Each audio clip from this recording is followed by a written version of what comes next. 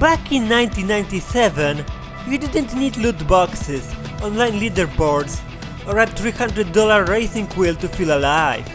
You just needed a keyboard, a dream, and Need for Speed 2 Special Edition. A racing game where physics took a holiday, realism was optional, and one of the playable vehicles was, I kid you not, a dinosaur.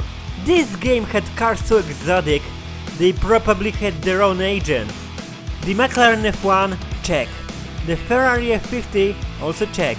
The Ford Indigo, which sounds like a discount cologne, but was actually a concept car designed to melt your face off. Everything had stats, glossy renders, and a horn that went meep meep if you tapped the keyboard like a toddler. Need for Speed 2 said, why race on boring circuits when you could race through a volcano, a temple, or a windmill that was clearly violating building codes? Turns were tight, jumps were insane, and if you dared to breathe near the accelerator, your car would launch itself into orbit like a caffeinated frisbee. The handling was, let's say, ambitious.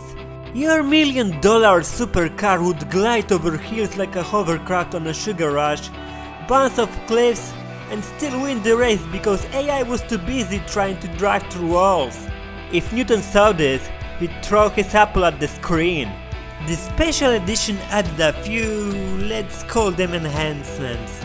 A bonus track called Madlands, which might have been made by a caffeinated intern with a vendetta against gravity.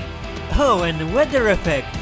Yes, the rain was mostly decorative, but it felt dramatic. And then there were the cheat codes. You could race a hovercraft, or a block of wood, or even a T-Rex, because nothing says high-performance racing like prehistoric lizards with anger issues. The music slapped. Each track was like a different flavor of 90s. Gritty guitar riffs, synth breakdowns, and dramatic notes that screamed, "You're going too fast and you love it!" Honestly, I've heard worse at live concerts. The menus looked like someone designed them using Windows 95 and a dream. Giant fonts, animated logos, and car biographies written like top trumps cards. Oh, and the in-game camera angles? Cinematic, if your cinematographer was riding a pogo stick. Need for Speed 2 didn't just race, it dragged the franchise into legend. This was the moment the series said, what if racing, but unhinged. It set the tone for hard pursuit, paved the road to underground, and somewhere in its heart you can hear it whisper, add more jumps. So, how does it hold up? Just as you see on the screen. Is it perfect? No. Is it realistic? Absolutely not. But, is it one of the most ridiculously fun racing game ever made? 100%.